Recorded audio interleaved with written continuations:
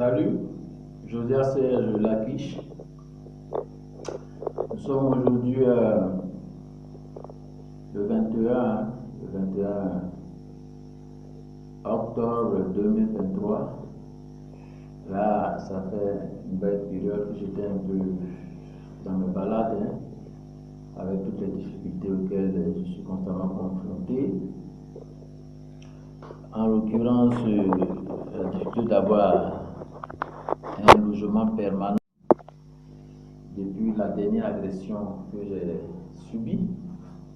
C'était pas la première fois, c'était la énième fois que je me fasse agresser par des agents d'une institution de l'État de Côte d'Ivoire contre un citoyen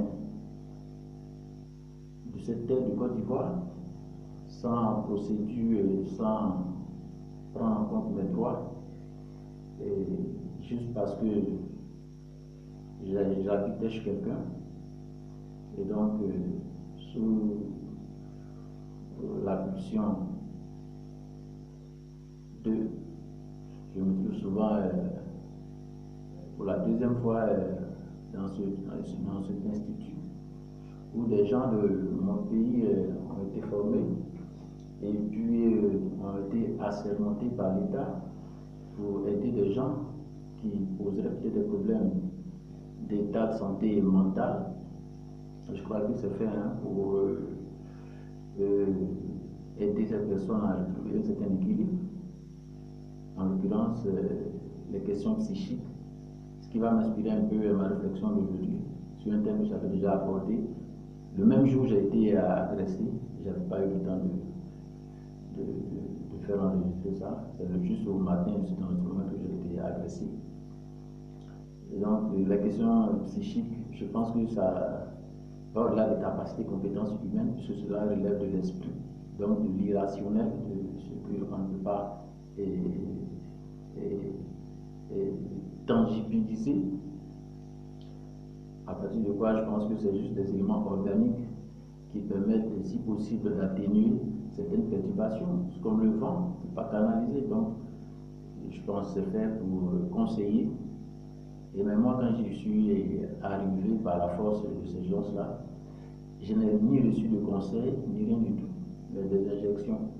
Et je me demande si ces injections-là contiennent des conseils qui peuvent guérir quelqu'un qui serait supposé ne pas être en bonne santé mentale, dans la mesure où il n'est ni violent, ni n'agresse personne, juste couché là. On peut lui demander à la limite, vous pouvez quitter là. Mais bon, je me souviens qu'à une de ces rencontres, on m'a demandé est-ce que vous pensez que Dieu existe. Moi, quand j'ai fait mes premiers pas à l'église, j'étais tout jeune, je ne savais rien de ces choses, je fréquentais l'église catholique. C'est juste au baptême, j'ai fait 3 ans, au baptême que je n'ai pas pu, faute de moyens, parce qu'il fallait organiser le baptême, la réception, tous mes amis, enfants de la famille s'organisaient, les tenues, mon chien, comment on appelle ça, là, uniforme, moi j'avais pas les moyens, je n'étais pas dans un endroit où je pourrais bénéficier de tout ça, ça m'a découragé. Là-bas, nous avons appris, le père, notre pape, le papa, et nous a appris que Dieu existe, et nous ne faisons que répéter ce que nous en avons appris.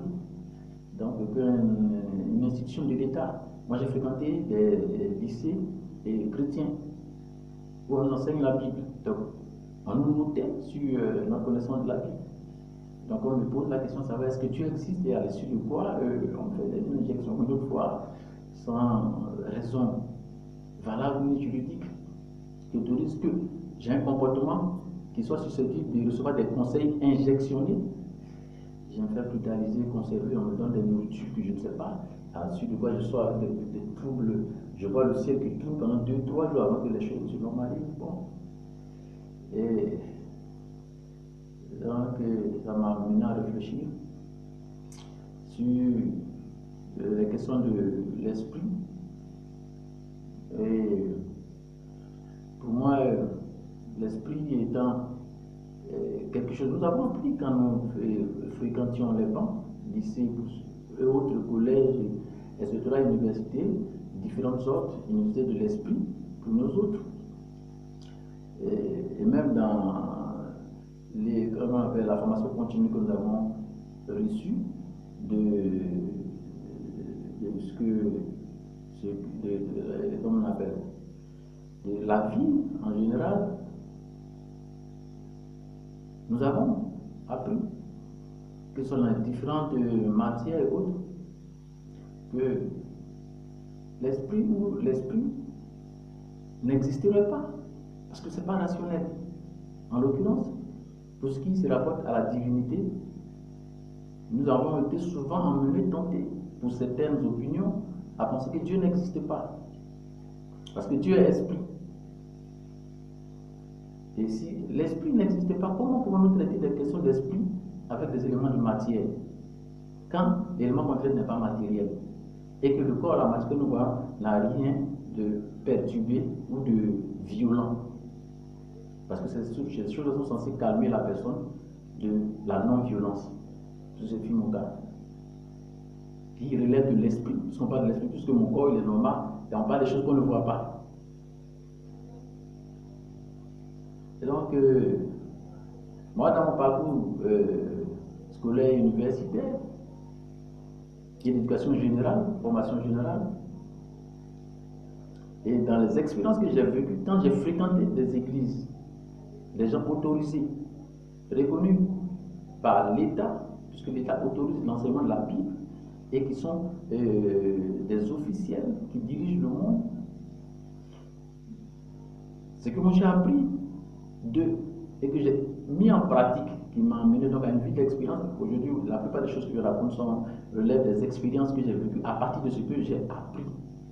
Parce que le livre saint, qui fait partie des divers livres qui existent, dans l'un des livres, en ce moment nous nous mettions, pourquoi se focaliser sur un individu alors qu'il y a beaucoup de livres qui parlent de l'esprit? Ne pas aussi demander à tous les autres qui parlent de l'esprit, est-ce que l'esprit dont ils parlent existe? Et puis on leur fait des injections. Alors donc, moi pour les expériences que j'ai vécues, je préfère m'en tenir aux expériences pratiques. Je ne sais pas si ça c'est une perturbation mentale, puisque même les sciences psychologiques sont des sciences qui parlent des choses de l'esprit, qui prétendent traiter l'esprit. Comment traiter quelque chose qui n'existe pas, qu'on ne voit pas, quand le corps n'a aucun problème? Si quelqu'un a une apparence mal soignée, peut-être qu'il n'a pas de moyens. Peut-être qu'on dit, on te donne les moyens, soigne-toi et entretiens-toi, soigne ton apparence. Peut-être qu'à l'hôpital, on pourrait me dire, bon, tiens ceci, de quoi tu as besoin pour que tu sois propre? Et puis si on nous donne ça, c'est des soins. Mais on va traiter des choses qu'on ne voit pas, et passer son temps à traiter des choses qu'on ne voit pas, alors que dit-on dans certaines sphères que l'esprit n'existe pas.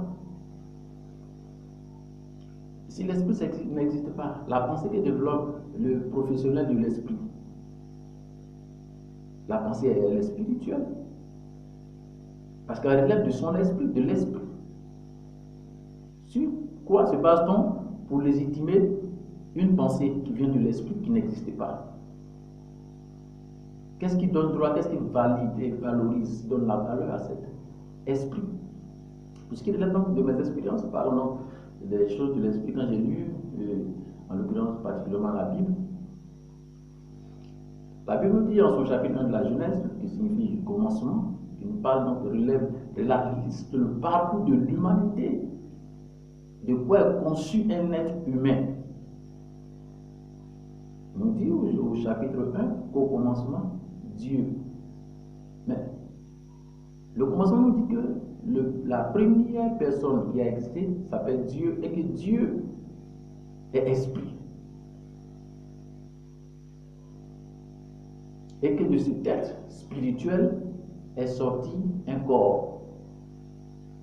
Mais les différentes sciences que nous avons apprises, et surtout dans la science qui nous a permis d'approfondir les recherches, qui nous a amené donc à l'origine de l'existence, nous parle de l'atome, qui serait le premier élément organique de l'existence de la vie. Et si la vie existe, elle a donc un début. Et si ce qui a un début, comme nous le savons, tout ce qui a un début a une fin. Nous pourrions donc logiquement supposer que ce qui a un début, la vie, en l'occurrence celui, comme toute personne est censée avoir un nom, s'appelle Dieu. Je posais la question tout récemment, comme je suis du côté du village, un village en Côte d'Ivoire qu'on appelle Oumé, un village. Je posais à une de mes tantes, et la fille de mon grand-père, est-ce que grand-père il existe? Elle m'a regardé, elle n'a pas été capable de répondre. Je lui ai dit, pour moi, si grand-père il existe, elle ne peut pas répondre, elle est étonnée. Je lui ai dit, mais tu vois, grand-père n'existe pas. Parce que tu ne peux pas montrer grand-père. Mais est-ce qu'il n'a pas existé? De qui tu dis ton existence? Avant que tu n'existes, tu étais quoi? Inexistant. Mais est-ce que tu n'existais pas? Tu étais juste une forme qu'on appelle scientifiquement atomique. Tu existais. De par mon grand-père sans être visible. Et que de par mon grand-père, tu fus transposé dans un corps matériel. Donc tu as suivi un processus de mutation génétique ou organique de l'essence de ta personne.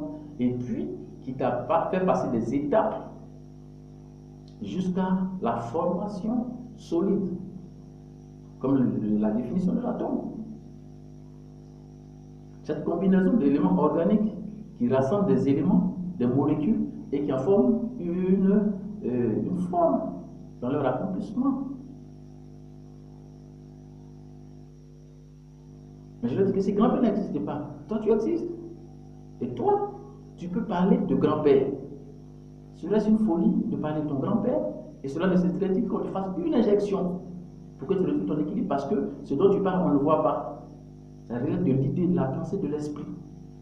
Je serais légitimé dans une action en te donnant un point, parce que tu parles de quelqu'un qu'on ne peut pas montrer physiquement. Et la jeunesse me dit, comme à l'église catholique, je l'ai appris dans mes débuts de la foi, et dans les autres églises que j'ai fréquentées jusqu'à aujourd'hui, à avoir donc ce qu'on appelle un ministère ou on appelle simplement une vocation, ce qui relève de ta formation, de ta qualification, de ta qualité, qui est un ensemble de valeurs que tu as apprises, que tu as acquises, que tu partages, donc pour lequel tu apportes aux autres pour les aider. Et dans ce processus d'expérience qui a fait la connaissance aujourd'hui de ce que je dis et toute sa valeur, les appuis que j'ai sont basés sur ce livre, le livre déclaré saint par toutes les personnes de valeur qui ne sauraient être contestées ni injectées de traitements obligatoires pour retrouver leur équilibre, qui nous enseigne l'origine de la vie.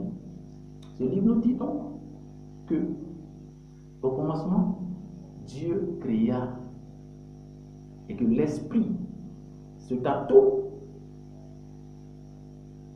l'atome, il n'est pas visible à l'œil nu, mais est-ce qu'il n'existe pas? L'air que nous respirons, il n'est pas visible, il se meut, il souffle, mais est-ce qu'il n'existe pas? Pour autant, disons qu'il n'existe pas. Et si l'esprit passe ici, et que je sentais qu'il y passait, parce que je ne vois pas pourquoi je serais légitimé de dire qu'il n'existait pas, et que ce serait une folie. J'ai dit que le vent l'a soufflé, mais il n'existait pas, et je l'appelle le vent. Mais du vent, on peut tirer, pour faire une petite parenthèse, valer, ou vanter, c'est-à-dire éparpiller, promouvoir, ou exhiber. Mais nous disons que ce sont des mots. C'est de la littérature, c'est littéraire. Si je fais une différence entre la littérature et les éléments littéraires, qui parlent de l'essence, de l'essence des mots, qui sont, si Dieu me permet, si je veux, en son temps, m'exprimer sur mes expériences, sur les questions de la parole, de ce qu'on ne voit pas, qui passe de l'immatériel à la matière. Je peux peut-être parler des possibilités du vent ou de l'esprit. La parole qui se métaphorise et qui se métamorphose pour en arriver à un corps. Donc cet esprit, cet atome, soufflait, il avait dit qu'il était au-dessus des eaux. Mais nous savons, nous avons appris, dans toutes nos traditions coutumes, que nous avons hérité que l'eau est source de vie. Ça veut dire que cette eau qui était là a rencontré une source, quelque chose qui l'a animé, un atome, qui l'a atomisé, boum, et qu'il a mis en cette eau des éléments organiques. Nous avons eu l'expérience d'une mer qu'on appelle mer morte. Ça veut dire qu'il peut y avoir des eaux qui ne vivent pas. Mais c'est une expérience, c'est un exemple que je donne, pour donner au moins une idée qui me permet de justifier ma pensée. Et donc cette eau reçoit un élément qui lui donne vie, donc ça reprend vie. Cet élément qui existait ou qui a été existé. L'esprit se mouvait à la surface de cette eau pour maintenir à là où commence pour ne pas aller plus loin. Où commence le récit de la création. Et cet esprit qui est un ensemble d'éléments organiques qui contiennent des informations qui identifient la nature de cet élément, parce que pour ceux qui sont des professionnels des sciences chimiques et autres, ils pourront révéler que les atomes nous permettent de spécifier les espèces des éléments, en fait tout ce qui concerne l'ADN, la nature de cet élément, de l'origine, de la génétique, la gène, hein, qui amène à une spécificité, une qualité de.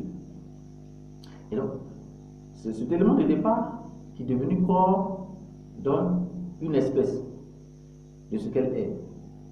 Et si nous sommes tirés donc d'autres éléments, c'est juste un peu un récapitulatif et puis ajouter quelques petites réflexions. Et que nous sommes la valeur de notre atome qui est irrationnel, donc invisible, esprit. Comment pouvons-nous dire que l'esprit de l'origine serait différent de nous si Dieu n'existait pas? Parce que c'est cet esprit qui donne un corps.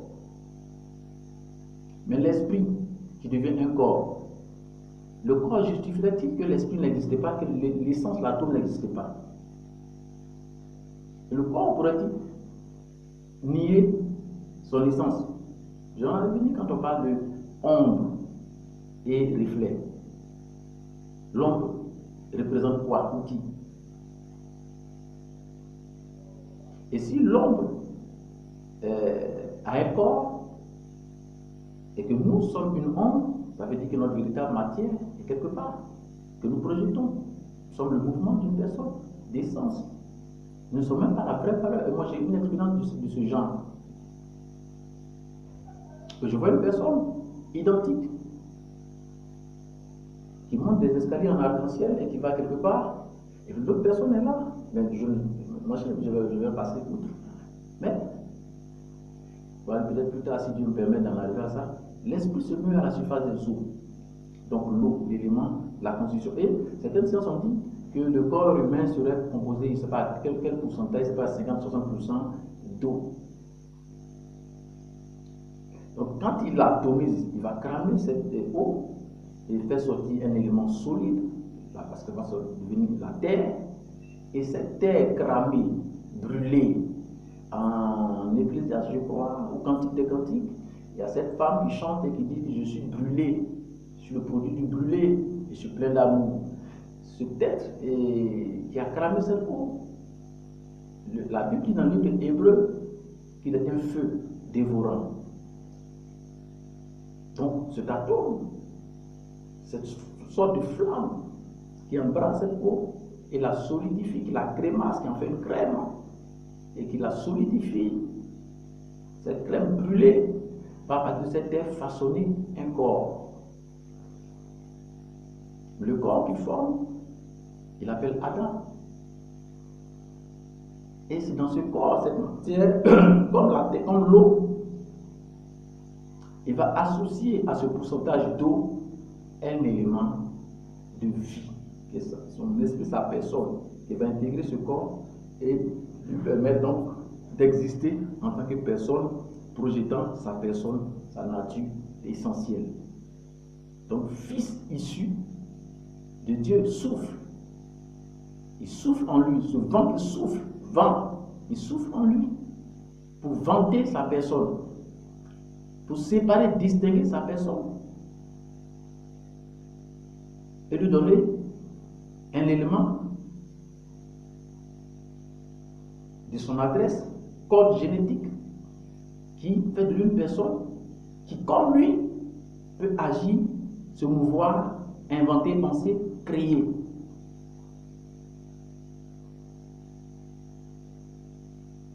Je veux dire quoi par ces réflexions? Que la science de l'origine de la vie est exacte et que je ne saurais nier celui que je peux considérer légitimement et par reconnaissance comme étant mon Père, que Dieu existe, encore une fois de plus. Et de cette eau est sortie une personne. C'est pour ça que j'ai toujours dit que la vie vient de l'homme en premier et l'homme la transpose dans son être, la femme qui est faite pour l'aider. Et cet homme, ce premier homme, qui porte la vie, la source de vie, qui est une information vitale, qui est composée d'éléments organiques de vie. Bonne nouvelle, Eva, Iva, reçoit un ordre de mission, c'est-à-dire des éléments organiques d'activation de sa nature, qui a été répondu plus tard par évangélisation, c'est-à-dire se reproduit et remplit toute la terre. Donc il s'active par un mouvement de sa personne qui, mouvement, c'est ce que je dis, je vais traiter plus dans la parole, c'est actif, qui mouvement conditionne ses réactions, ses mouvements. Je vais dire ça comme ça, pour faire sortir une idée. Et donc, à partir de quoi ce être adamique commence à se reproduire? Il est donc la fusion de l'eau et du feu. Plus tard, quand Jésus vient, quand on va traverser toute l'histoire de l'humanité, on arrive à Jésus pour garder ces différences qui parlent donc de cet élément. Il vient avec ce premier Adam reçoit donc un ordre de mission qui le constitue avant qu'il ait une autre information qui le transpose, qui l'indispose. Il le rend indisponible à accomplir et comme on appelle, fidèlement et avec précision et exactitude sa reproduction. Il reçoit une autre information qui va le fusionner et lui donner d'être un autre évangile. Donc Paul a parlé, pour revenir à ça plus tard, si je peux garder le fil de ma pensée, je vais toujours rester au premier degré. C'est cela que Paul parle quand il dit, si un autre ange, si un autre message, que plus tard, vous savez que la langue évolue, ou dans les interprétations, ça dépend du contexte. Pour faire la différence entre un autre ange et un étranger.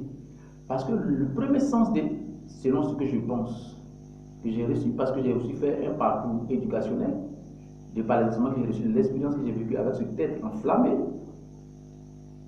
qui m'apprend à savoir, je lui pose des questions, t'es mon père, je ne peux pas parler à quelqu'un que je ne connais pas, que je ne vois pas, qu'est-ce qui se passe? Et quand dans cette révélation, on s'en parlait,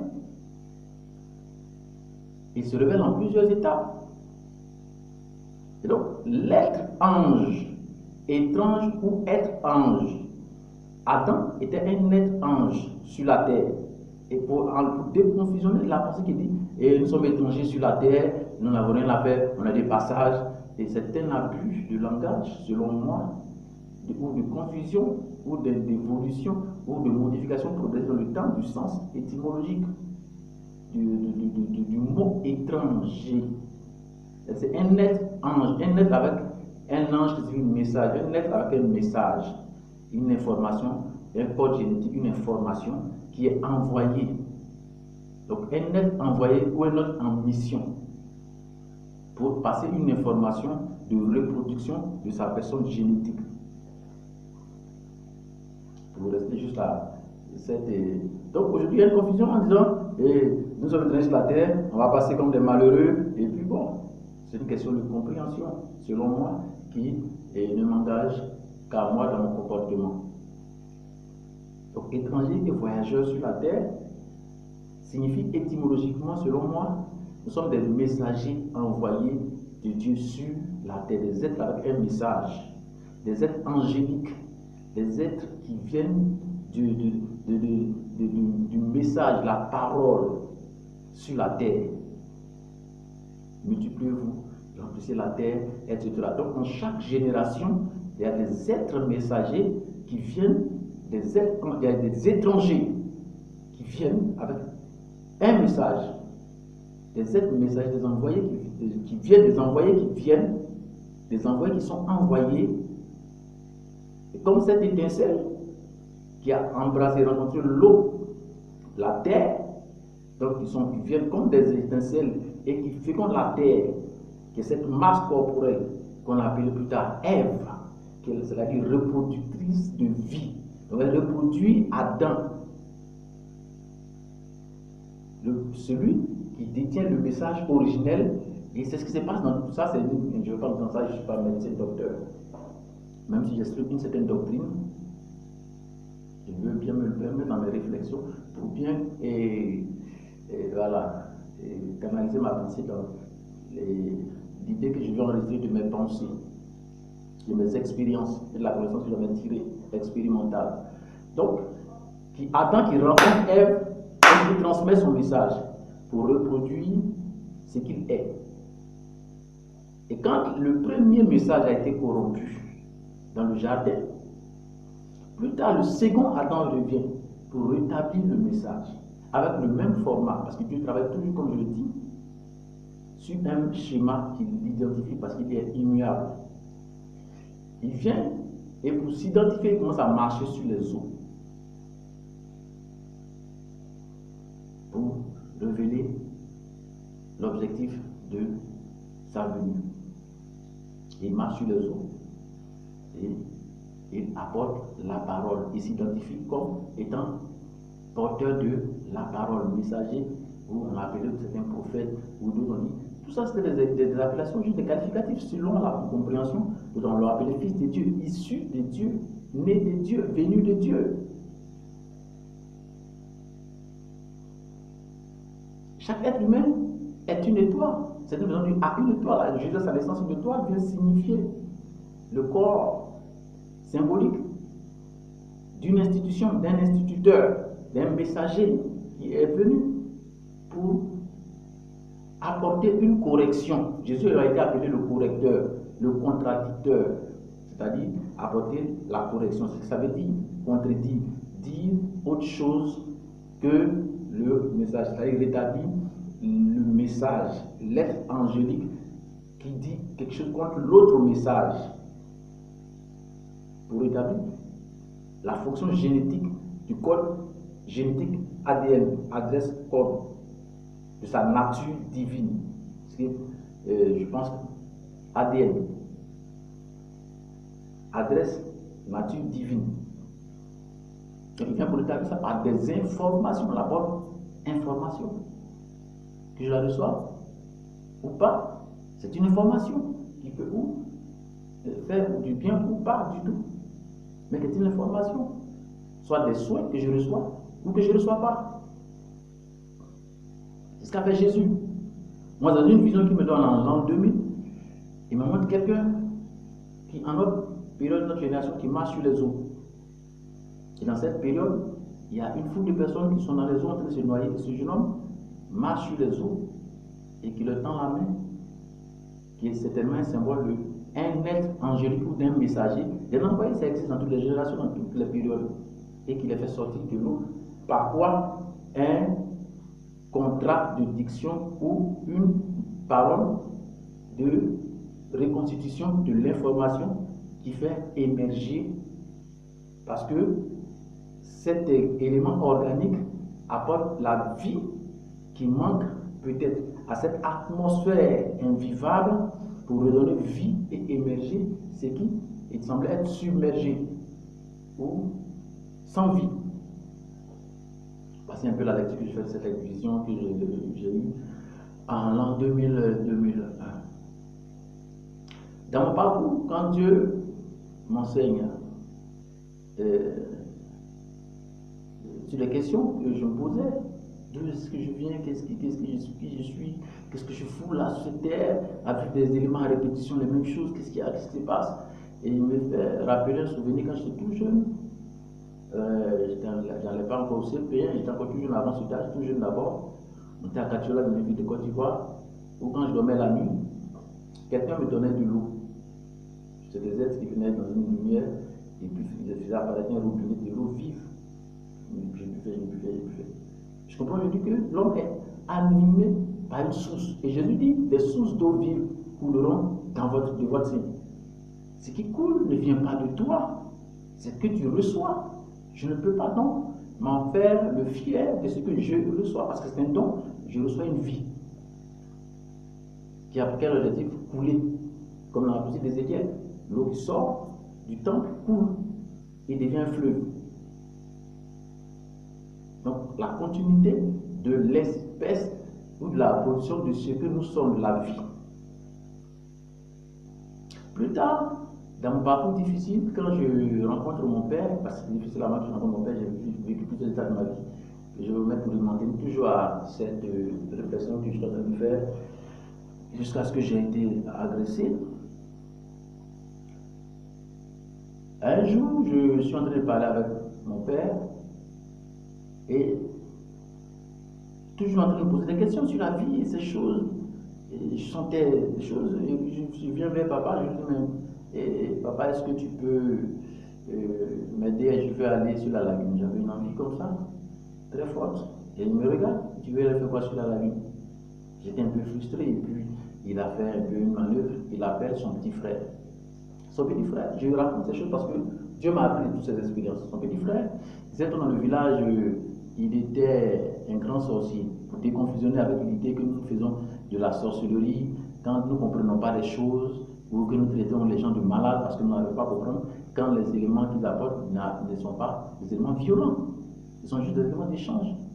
On peut parler, accepter ou refuser. Le petit frère de mon père, il s'appelle Henri. Il dit, appelle-moi ton oncle Henri. Je vais l'appeler.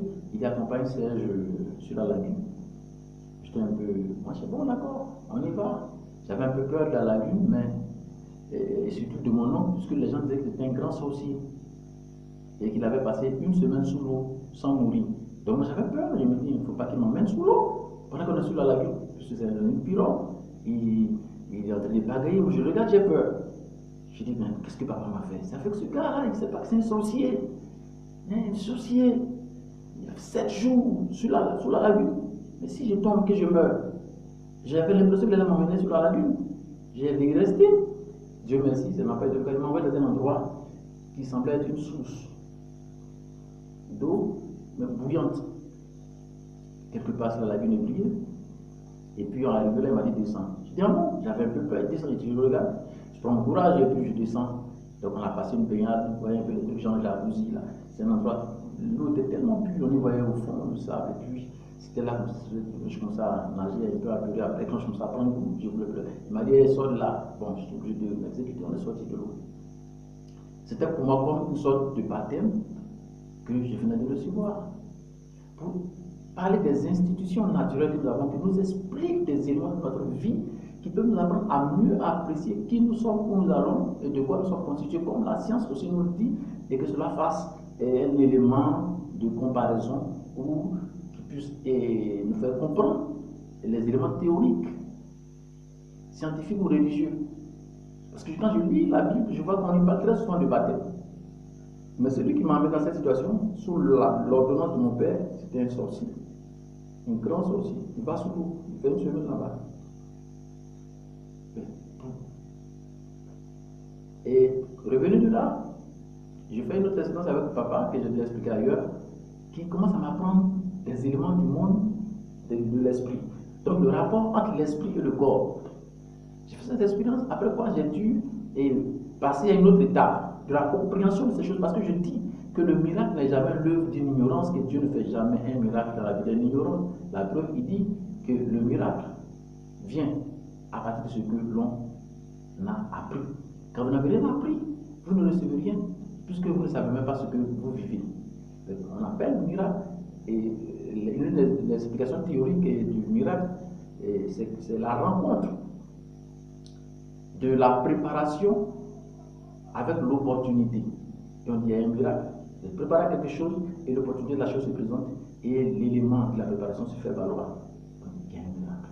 Parce que vous êtes entré dans des conditions qui vous prédisposent à une situation. Et si Dieu le veut, vous êtes béni par votre préparation, vous avez une réussite et qui souvent peut paraître extraordinaire, mais qui est très souvent est prévu à l'avance par des prédispositions voulues par celui qui en est la source, l'esprit. Et nous parlons souvent de prédestination ou de situations prévues à l'avance. Pour ne pas répéter certaines sciences qui disent que Dieu nous crée bon, mais la vie nous rend mauvais. Si c'est vrai en partie, ce n'est pas vérité absolue. Ce serait nier, et comme on appelle, ce serait nier que nous sommes des êtres intelligents et que nous sommes le produit du hasard ou des concours des circonstances. Si un arbre doit devenir, un oranger doit devenir une mangue parce qu'il est trop le soleil au marché, peut-être qu'on peut me dire que la mangue est devenue aigre. Ou elle est infectée parce qu'il y a un marché. Vous verrez que toutes les mangues sur le même manguier peuvent ne pas avoir le même goût. À la limite, peut-être que l'arbre, à la racine, n'est pas bon. Donc, c'est une information. Donc, si ça peut être vrai, ce n'est pas vérité absolue. Nous sommes le produit d'une information code adresse génétique qui se répercute en aval, en amont, en information. C'est pour ça que je pense que nous marchons dans un système solaire qui, selon moi, peut être inversé pour comprendre la bonne chose. Il faut voir dans l'autre sens. Parce que si c'est en amont que nous recevons la projection, ça veut dire que celui de qui nous sommes est plus haut. Donc, notre vraie personne est plus haut. Bon, je ne peux pas rentrer dans ce que je n'ai pas fini, je vais juste m'arrêter à quelques réflexions. Et après ça, je deviens chrétien. Étant chrétien, je passe par le même rituel et symbolique qui s'appelle le baptême. Pourquoi? Quel sens, quelle importance? Pour rappeler que l'élément de la vie, eau, esprit, source de vie, a une valeur réelle. Puisque quand nous avons des éléments dans notre organisme, à un moment donné épuisé, ou même quand nous avons fait que nous vivons de l'eau, nous sentons une correction dans notre fonctionnement, une alimentation, une animation renouvelée de notre être qui nous revitalise.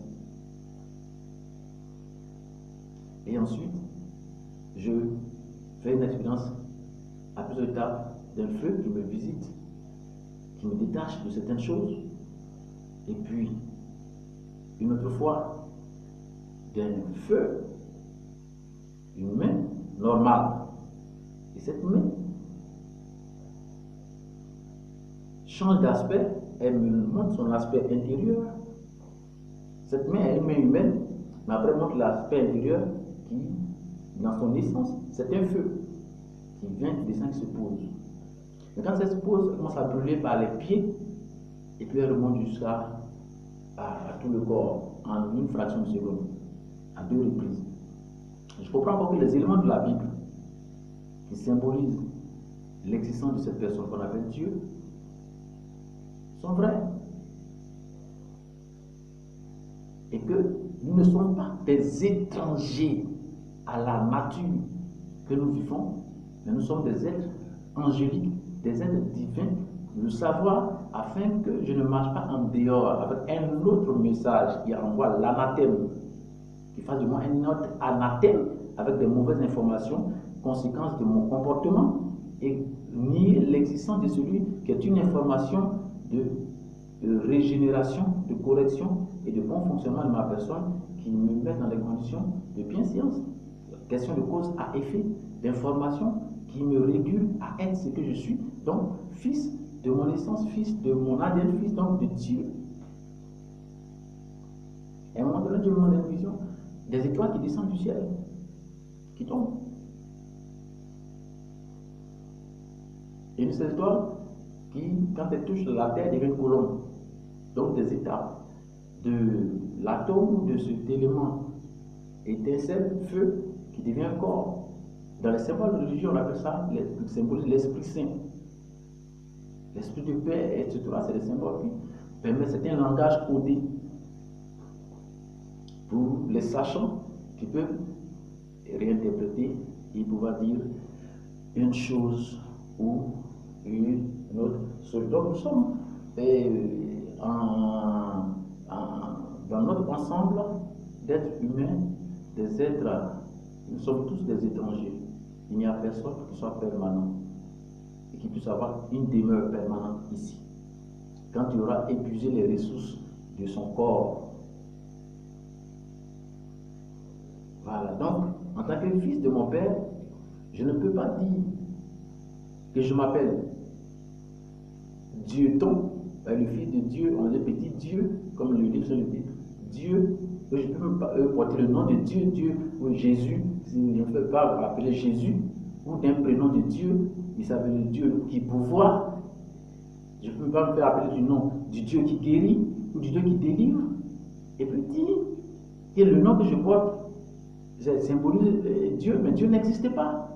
Je vais prendre une adresse ADN, code, qui m'identifie à Dieu, le numéro d'une personne, soit de Dieu, des adresses qui parlent d'une personne, et dire que la personne n'existe pas. Que Dieu n'existe pas. Je ne sais pas comment je peux me comprendre ça. Pour mon expérience personnelle, que je veux m'enregistrer pour m'édifier. Je me demande si c'est normal. Et qu'en termes psychologiques et mentaux, si c'est normal.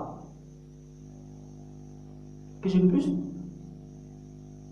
me faire appeler du nom de quelqu'un et dire que la personne dont je porte le nom n'existe pas, mais moi j'existe. Et que je suis le fils de mon père, dont mon père n'existe pas, parce que je ne le vois pas. J'ai l'essence de mon père, je suis un Dieu, un petit Dieu, je pourrais faire des miracles, mais le Dieu qui fait des miracles, à l'essence, n'existait pas. Pour apporter ma réflexion sur la question de l'origine de l'essence de l'existence humaine, ou selon tout le parcours que j'ai eu, mes expériences. Et si Dieu, pour m'arrêter là, sur ma réflexion de ce soir, et si Dieu arrivait et me disait, bon, je n'existais pas, bien, puisque je n'existais pas, moi je m'appelle Josias, Serge, toi non plus tu n'existais pas. La maison que tu habites, ce n'est pas ta maison. Hein, pourquoi? Non, mais parce que tu n'existais pas. Et je vais, par exemple, si quelqu'un arrive chez moi, ou alors je vais dans un endroit et je fais des recherches quelque part, mon nom n'apparaît pas, par exemple, dans un endroit, et on me dit non, tu n'existais pas. Mais quoi? Je dis non, mais tu n'existais pas. Que le corps que tu as, c'est le corps de Serge, mais Serge n'existe pas. Mais tu lui diras, je pourrais dire, moi je m'appelle Serge. Oui, tu t'appelles Serge. Ça c'est le corps de Serge. Mais l'esprit, ce n'est pas l'esprit de Serge. Comment je peux définir une réalité irrationnelle sans la matière? Si le nom peut définir, ou l'image, puisqu'il nous dit en conclusion que nous sommes son image. J'ai dit non, c'est ton image. Mais ce n'est pas ta ressemblance, ce n'est pas ton esprit. Peut-être que je serai, l'expression va me venir, je serai justifié par Genèse chapitre 3 qui dit qu'il y a une corruption d'information et qu'une idée est un autre message qui serait infiltré, qui perturberait la relation d'un rayon à un autre rayon, qui fasse le diamètre, qui me mette en lien, relation directe avec ma source, mon essence, mon père et mon ADN, avec celui des reins de que je suis sorti, qui m'a soufflé, qui a insufflé en moi quelque chose qu'on ne voit pas, mais qui m'a fait rendre visible de sa propre personne, sa pérennité. Donc, pérenniser mon père qui n'est plus là, mais reproduire, vivre la vie de mon père et celui qui n'est pas là. Je serais peut-être justifié par ça, en disant que, bon, il y a un autre message, un message étrange. Mais l'image, c'est bien l'image du fils de son père. L'image identifie la personne. Sur le comportement, qui est une autre information qu'on appelle un mal, une mauvaise information. Un mal, idée, une mauvaise idée, ou mon chef va en finir. L'élément qui me manque, c'est la bonne information. Mais l'image représente quelqu'un, un type de propriété, un propriétaire. Et si l'image n'est pas le corps, alors que nous sommes constitués de corps et d'esprit, donc de pensée, qui identifie notre qualité. Quand je dis je suis un tel fonctionnaire, c'est les idées. Mais cette idée qui m'identifie, cette parole, si je réagis à cela, il y a donc correspondance entre l'idée et le corps, entre la déclaration de profession et l'activité que je mène. Ça fait donc correspondance. Ça indique donc que la personne est la personne de valeur. Mais je ne peux pas dire que c'est le corps. Tu as le comportement, tu as les actes, mais ce n'est pas ton esprit. Alors que la science nous définit, ou les éléments nous disent souvent que l'esprit ou Dieu n'existerait pas. Mais à quoi donc je m'accroche si moi qui suis esprit, j'existe et que l'esprit a fait de moi un fils et que celui qui génère l'esprit n'existait pas, si je n'ai pas été engendré?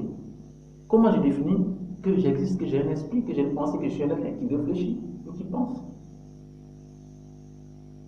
Ça veut dire en substance que je n'ai plus de corps, et je n'ai plus d'âme, je n'ai plus de personnalité. En ce moment, il y a une absence. À défaut, l'esprit, image et ressemblance conditionnent le comportement. Si vous m'appelez Serge, Serge il dit oui, c'est Serge. Qu'est-ce que Serge est? Serge c'est ceci, c'est Serge. Et Jésus, quand il vient, c'est pour établir donc cette rupture entre l'image visible et la ressemblance qui est l'essence. C'est le comportement. Alors je vais m'arrêter là pour parler de notre autre message et de l'esprit, de la vie, de la source de vie. Et si Dieu le permet, je continuerai paix sur toute la terre, que Dieu guérisse. Si, comme je crois que Dieu guérisse, qu'il me guérisse et guérisse tout ce dont l'information est réceptive. Au nom de Jésus-Christ.